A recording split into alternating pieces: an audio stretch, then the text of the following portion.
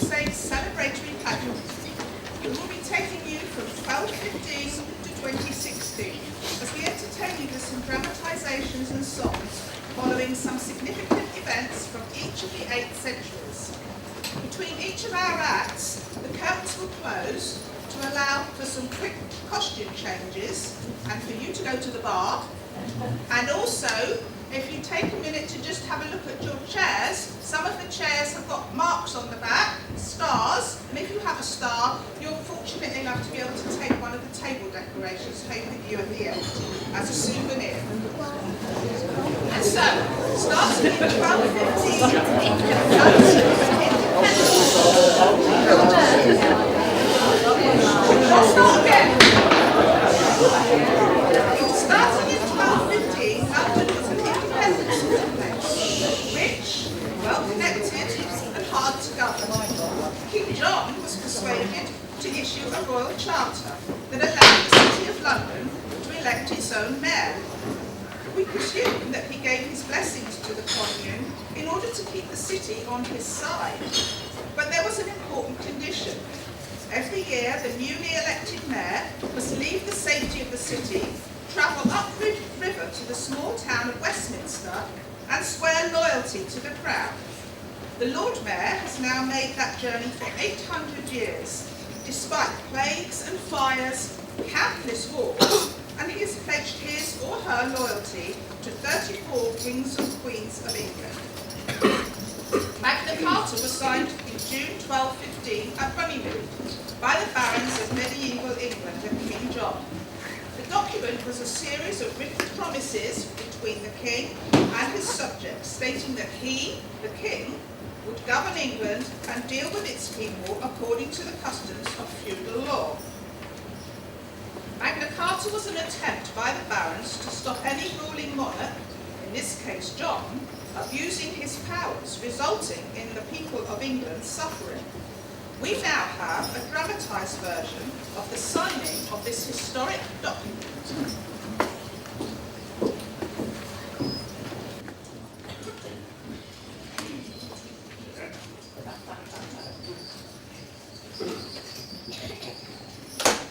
Altar of the Magna Charta, as was signed at the Baron's command, on Runnymede Island in the middle of Thames, by King John, as were known as Lapland. Some say we're wrong with the barons, their will on the king sort of thrust. But you'll see if you look at both sides of the case, they had to do something or bust. For John, from the moment they crowned him,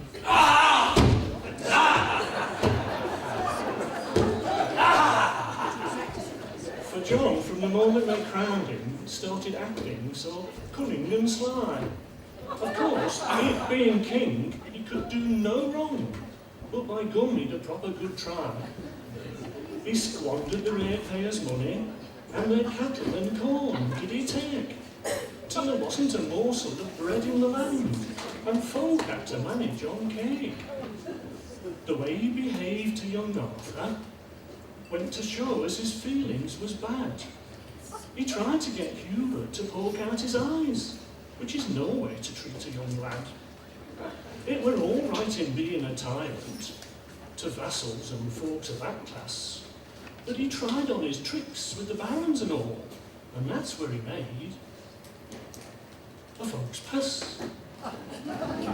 He started bombarding their castles and burning them over their head, till there wasn't enough castles left to go round, and they had to sleep 6 in a bed. So they went to the king in a body, and their spokesman,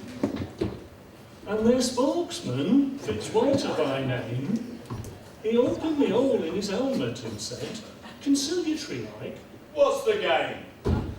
The king starts to shilly and shally. He sits and he haws and he hums.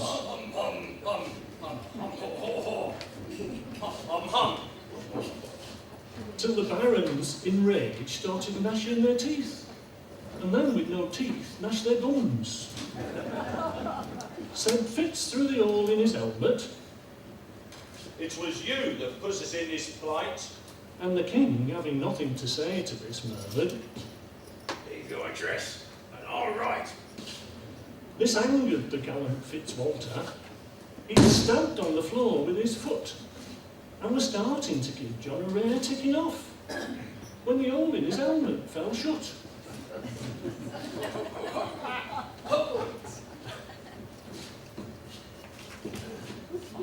We'll get him a Magna Charta, said Fitz when his face he had freed. Said the barons, that's right, and if one's not enough, get a couple and happen they'll breed. So they set about making a charter. When it finished, they got it drawn up. It looked like a paper on cattle disease, or entries for Waterloo Cup. Next day, King John, all unsuspecting, and having the afternoon free, to running the island had taken a boat, and were having some shrimps for his tea. He just pulled the head off a big one, and were pinching its tail with his thumb, when up came a barge load of barons who said, "We thought you'd be here, so we've come." When they told him they'd brought Magna Charta, the king seemed to go kind of limp. But minding his manners, he took off his hat and said, thanks very much, and a shrimp.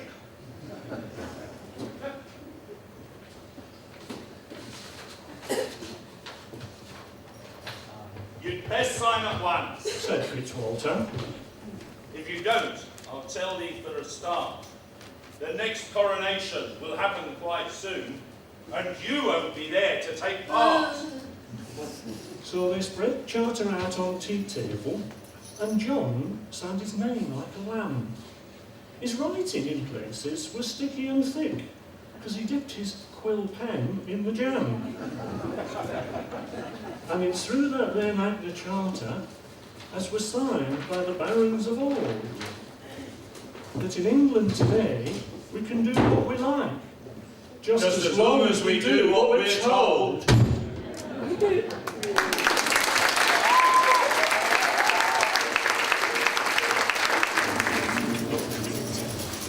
Moving now to the period 1315 to 1414, one night in 1328, the German mystic and Dominican monk Heinrich Suso had a vision in which he joined angels dancing, and as they danced, the angels sang to him in Dulce Jubilo.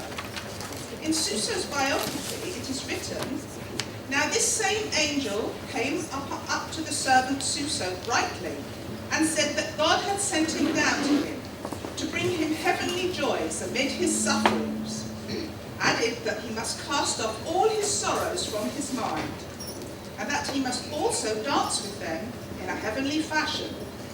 Then they drew him by the hand into the dance, and the youth began a joyous song about the infant Jesus, which ran thus, in Dulce Jubilo."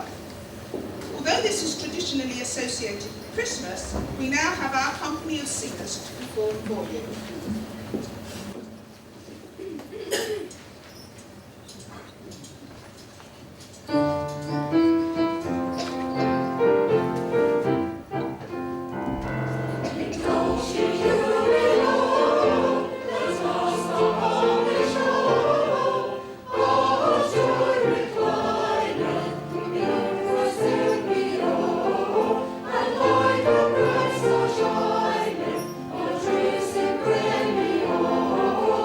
Alpha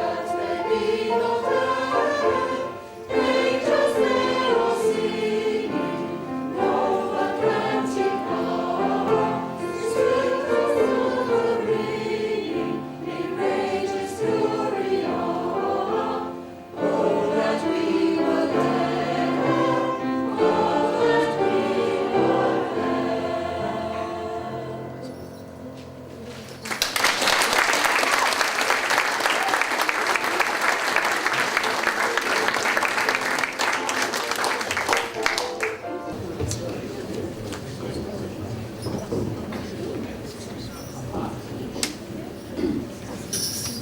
Canterbury Tales is a collection of 24 stories.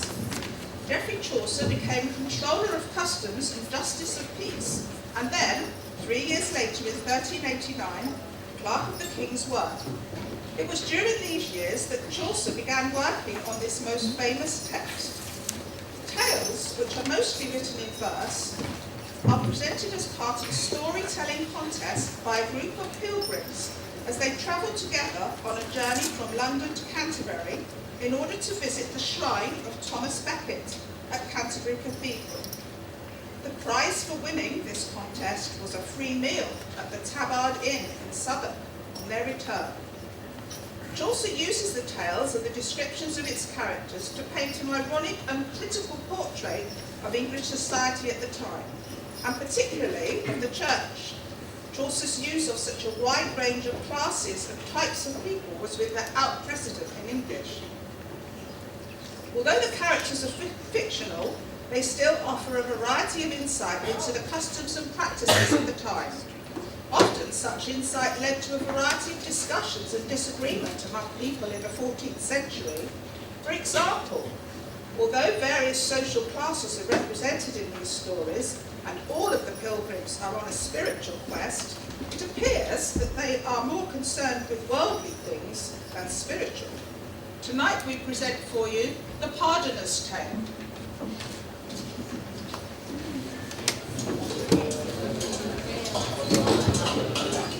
Now listen up, everybody. This man has a story to tell us. This is a story I often preach while I'm earning myself some money. We'll give you no money.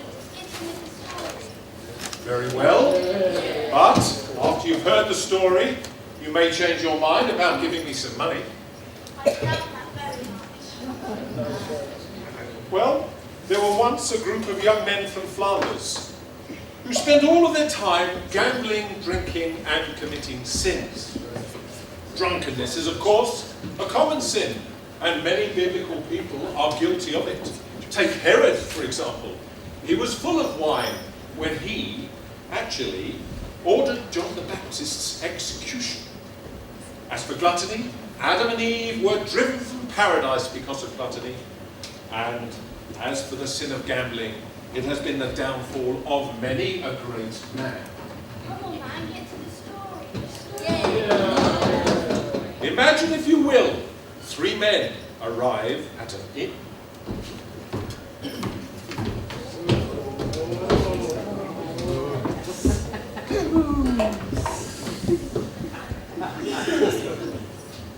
Where's the serving wench? She'll be here in a minute. Just wait. She'll be here. May God forgive us. What's the matter with you? Listen to that bell. There's a funeral procession going by. What can I get you, gentlemen? Wine? Yes. Wine. Make it quick. The men were curious about who had died, and a local woman came forward to tell. She said it was a local man who often frequented the inn. She told them that the man had been in the inn just the night before, but during the evening, a thief, who the locals all known as Death, had entered, and suddenly the local man was dead. It seems the thief, known as Death, lived in a nearby village, but recently every man, woman, and child who lived there had died. Believing Death to be responsible for all the loss of life, the 3 men from Flanders were enraged and agreed that Death must be found and punished. And so they set out towards the village where everyone had died. On the way, they came across an old man sitting under a tree. They asked him directions to the village, and he directed them towards a tree at the end of the lane.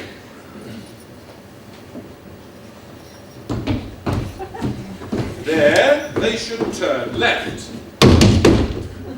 The men from Flanders arrived at the tree and sat down for a rest. Nearby, they found a sack containing 8 bushels of gold coins. Forgetting all about their quest to find death, they agreed they would keep the gold coins and split it 3 ways. They decided to wait for night to move the gold and drew straws to see which one would go back into town to get food and wine to keep them going.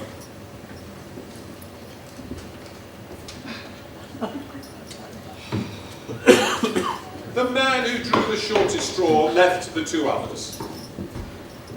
And while he was away, they decided to kill him upon his return, and then to share the gold between just the 2 of them. But the man who was getting the food and wine thought, as he travelled back to the town, that he wanted all the gold for himself. So he decided to buy 3 flagons and to fill 2 with poison and the other with wine, which he would drink.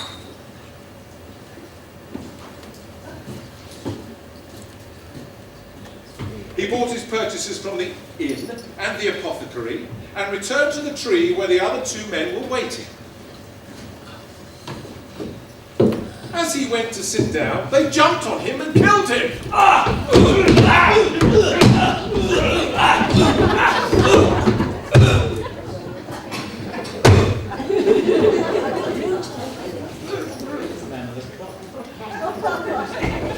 Pleased with the result, they started to count out the money and began to drink the wine.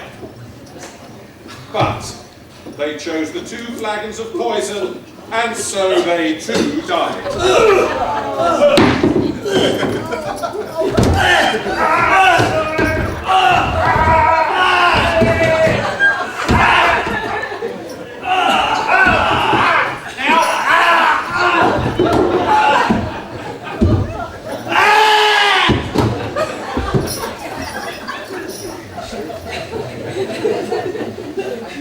And so, my friends, all 3 have died and none had the money.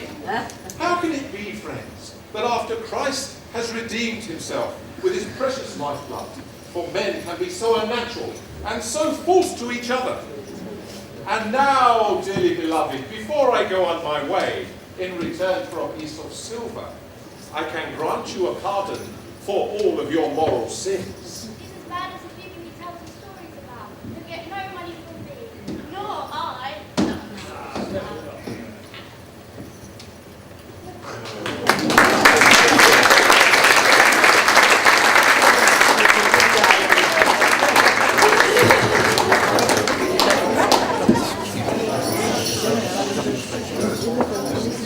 Looking now to the period between 1415 and 1514, England was ruled by King Richard III, 1483, until his death in 1485, at the age of 32. King Richard III was in the news again much more recently, when the exhumation and reburial of his body began with the discovery of his remains within the site of the former Greyfriars Friary Church in Leicester, now a civic car park. This was in September 2012. Following extensive anthropological and genetic testing, the remains of Richard III, the last English king to be killed in battle, were ultimately reinterred in Leicester Cathedral on the 26th of March 2015. And there, watching at a nearby coffee shop, were these 2 ladies.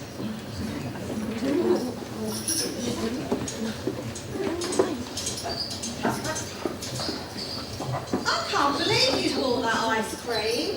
Why? Because they probably bumped up the prices because of the tourists. How much did it cost? £3.50. Well, I certainly wasn't going to pay £5 for the super king size. It's outrageous, making a few extra quid out of a murdered monarch. Anyway, mint and pistachio flavour's a bit posh for me. I'd rather just have vanilla myself. It's the sellers in the temple all over again. That's what it is. What is? People making money out of Richard III. If there's any chance to make a few extra quid, people will jump on the bandwagon and sell all sorts of naff memorabilia. Oh, have you seen those tea towels? £12 they want. Personally, I leave my stuff in the dishwasher overnight. Anyway. Some people have got more money than sense. Down at Dickie's Barbers, they're doing Richard III haircuts for 25 quid. I asked you for 25 quid. I'd stick a bowl on their head and cut round it for a tenner. It'd end up just the same. Have you seen that stall outside Boots? They're doing a roaring trade, fridge magnets and key rings. They're turning a solemn occasion into an undignified, money-making fiasco. King Richard deserves better than that. Poor devil. He'd turn in his grave. Well, if he had one. I don't know. Oh, there's an awful lot of tourists here, as well as the locals, you know. I saw a coachload from Wigan earlier, and there's a whole load of Japanese outside the 99p store. What do they know about our King Richard III? Well, since he's been dug up, he's become a bit of a celebrity. Mind you, give him his due. He's probably got more of a following now than he had when he was alive. Not bad for a 500-year-old bloke. He was a Yorkist, you know. He should have been buried in York. Oh, well, he'd have the right hump about being buried in Leicester then, wouldn't he? Well, there's quite a bit of pomp and ceremony, isn't there? I never knew you were a royalist, Jen. It's not a matter of being a royalist, Maggie. It's about doing what's right. You can't leave a King of England under a car park. Well, he certainly put the king back into parking. It should have a proper state funeral. Well, I suppose it's the expense of it all. The indignity of it. Being dug up from underneath the council car park. Well, that's one thing. But not to have a state funeral. Well, that's a real snub. If he were dead already, he'd be shouting, "A hearse! A hearse! My kingdom for a hearse!" Do you think the Queen will be coming to the funeral? No, she'll probably send a message though. I mean, what did he actually do? What was he famous for? Did he invent anything? Like what? Well, like Gary Baldy invented the biscuit, or maybe he invented the sandwich or something. The Earl of Sandwich invented sandwiches. M&S would be producing cheese and pickle Richard III if he'd invented them, wouldn't they? He was the last. He was the last of the Plantagenets, you know. Oh. Did he rule the planets then? Didn't you learn anything about the Plantagenets at school? Well, there were 9 of them. I can remember one though. My favourite Disney character. Oh, Pluto. Pluto's not a planet anymore. Oh, why? What happened? Oh, they got it wrong. It's a dwarf planet. What, you mean like sneezy and dopey? Oh my God, I despair. King Richard was the last Plantagenet king, and he died at Cosworth Field. Oh, well, thanks for the history lesson, Jen. It was nice to catch up, but I've got to dash, because I'm meeting John for lunch today, and I'll raise a glass to old King Richard when I get there. Oh, well maybe I'll meet you again later then. Which pub are you going to? The King Richard III, of course. Where else?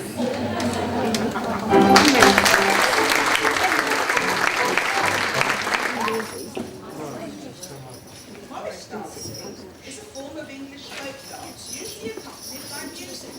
It's based on rhythmic stepping and the execution of choreographed figures by a group of dancers usually wearing bell pads on their shins. Implements such as sticks, swords and handkerchiefs may also be wielded by the dancers. Dances with just 1 or 2 people are performed near and across a pair of clay tobacco pipes laid on the floor. The earliest known and surviving English written mention of Morris dancing was in 1448, and record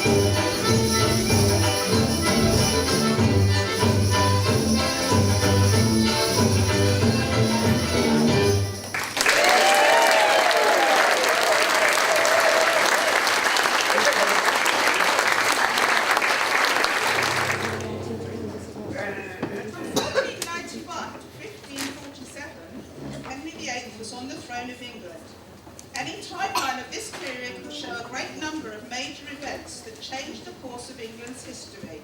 A timeline of Henry VIII will show how his divorce from his first wife, Catherine of Aragon, led to the English Reformation.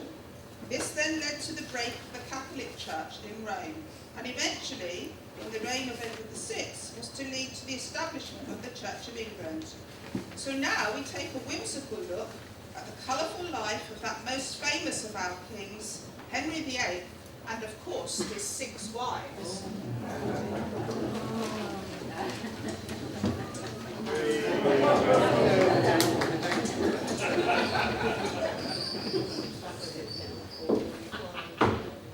Divorced, beheaded, and died. Divorced, beheaded, survived. I'm Henry VIII. I had 6 sorry wives. Some might say I ruined their lives. Catherine of Aragon was one. She failed to give me a son. I had to ask her for a divorce. That broke her poor heart, of course. Anne Boleyn was a 2. Had a daughter. That's all she could do. Oh, dear. I really needed to find out what she could do, but the chop took her head off. Lovely Jane Seymour was 3. The love of a lifetime for me. She gave me a son, little Prince Ed. Then poor old Jane went and dropped dead. Oh dear. Divorced, beheaded, and died. Divorced, beheaded, survived. I'm Henry VIII. I had 6 sorry wives. Some might say I ruined their lives. Anne of Cleves came at 4. I fell for the portrait I saw. I then saw her face and cried, she's a horse. I need another divorce. Catherine Howard came at 5. A girl of 19, so alive. She flirted with others, no way to behave. The axe sent young Cath to her grave. Catherine Parr was the last. By then all my best days were past. I lay on my deathbed, aged just 55. Lucky Catherine, the last, stayed alive. I mean, how unfair. Divorced, beheaded, and died. Divorced, beheaded, survived. I'm Henry VIII. I had 6 sorry wives. Some might say I ruined their lives.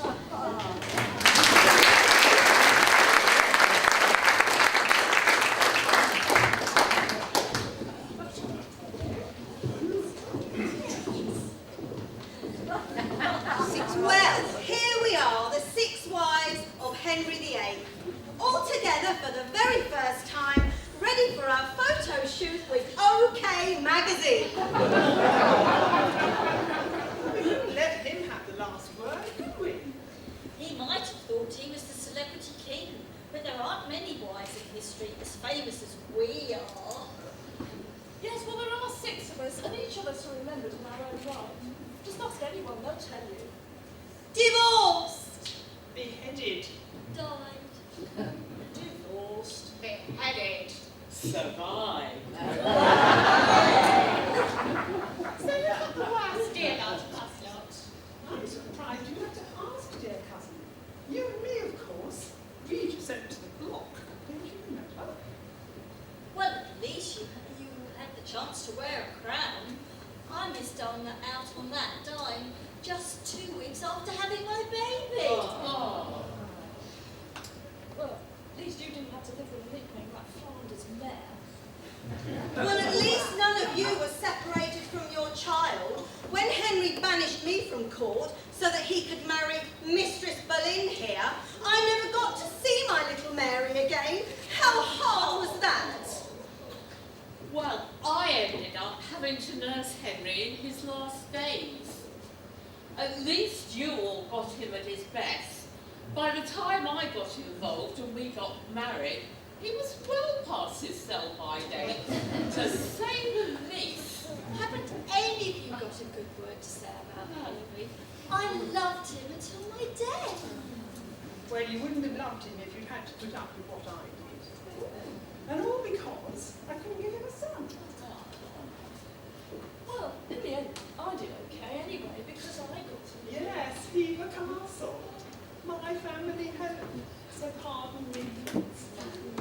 Girls, girls, girls, let's not bicker amongst ourselves.